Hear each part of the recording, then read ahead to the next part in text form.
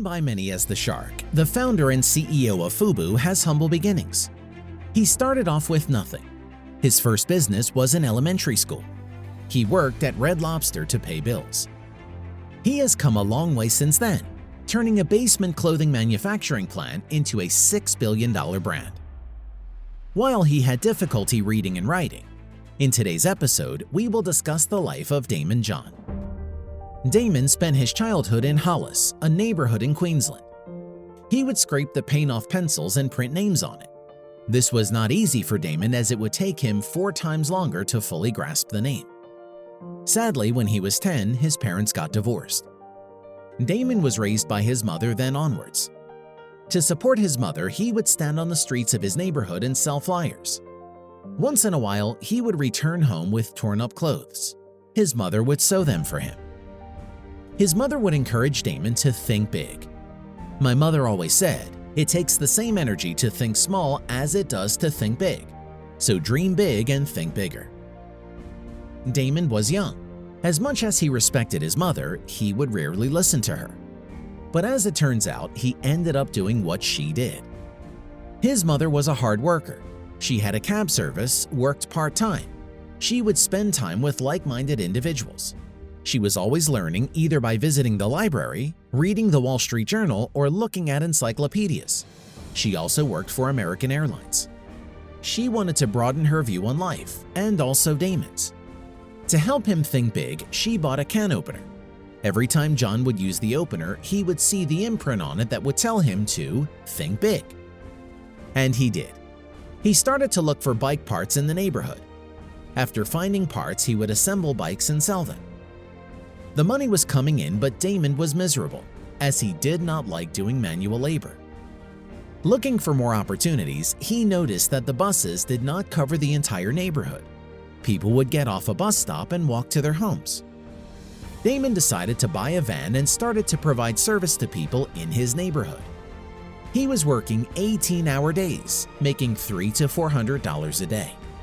But after paying insurance and other expenses, he would net $30,000 a year. After graduating from high school, Daymond worked at Red Lobster. Even though he was struggling with reading and writing, he felt that was normal and kept working. One day, Daymond found himself watching TV and saw a hat commercial. Remembering his mother's sewing technique, he decided to sew one for himself. Daymond purchased the material and started the sewing machine. After making one, he figured he may as well make more and sell them.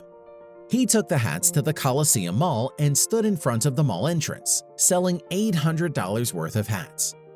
He rushed home, and a friend, Martin, told him to expand his inventory and include other items such as shirts and jackets. Martin became his partner, where he would buy the material, Daymond would sew. They decided to name their brand FUBU, for us, by us. The name was chosen out of frustration, as back then other major brands would not market their products to African Americans. FUBU today represents a disregarded community, not necessarily the African Americans, but communities that are ignored. Daymond would work at Red Lobster during the day and on FUBU at nights. Because of financial issues, FUBU was closed 3 times, from 1989 to 1992. To improve their sales, Daymond decided to use the van he had purchased.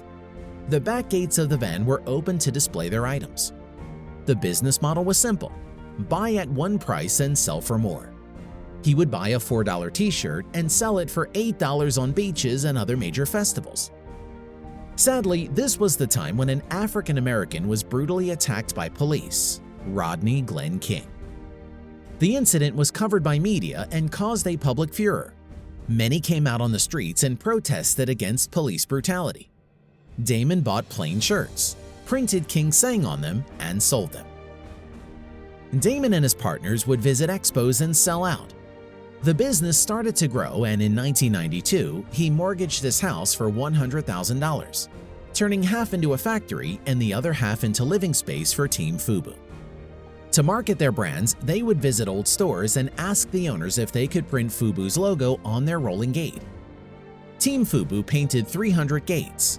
This way, when the gates were down, people walking by saw FUBU's logo.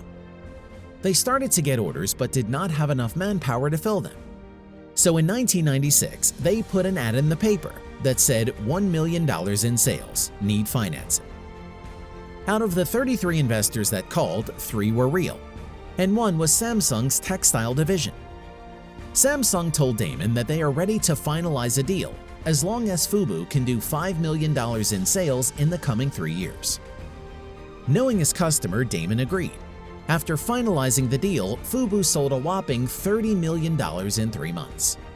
And then FUBU hit new heights when Hype Williams said that he would include FUBU's lineup in one of his upcoming videos. After being featured in music videos of other celebrities including LL Cool J, FUBU became one of the leading brands, setting fashion trends for young African Americans. Daymond was still having trouble reading and writing. A friend pointed out that whenever a sign told to go left, Daymond would go right. Daymond combined the dots from his childhood and realized that he was dyslexic. Amazing how being dyslexic did not stop him from pursuing his goal. His hustle helped him turn a small operation from the basement into a $350 million revenue company. Today, FUBU has earned over $6 billion in global sales. Daymond once said, "Set a goal and all of a sudden you're going to get this magic carpet ride." Once you set a goal, guys, it builds faith. That helps you push through dark times. Dark time like Daymond had when he was diagnosed with thyroid cancer. This was shocking as he would regularly visit doctors. Thankfully, he recovered. The reason why I went public about it is so that everybody else can go out there and get early detection. With his experience, Daymond encouraged people to go out and get tested. Many folks returned to him, thanking him as they went out and got early detection. His near-death experience saved others' lives. In the early 2000s, Daymond gets a call from Mark Burnett with an invitation to be on Shark Tank. Since then, he has been known as the Shark. Daymond John is much more than just the Shark. With his 5 books, he is helping others realize their true potential. With his near-death experience, he has helped people detect life-threatening conditions early on. And if you have seen Shark Tank, Daymond does everything he can to help out his community, as once others did for him.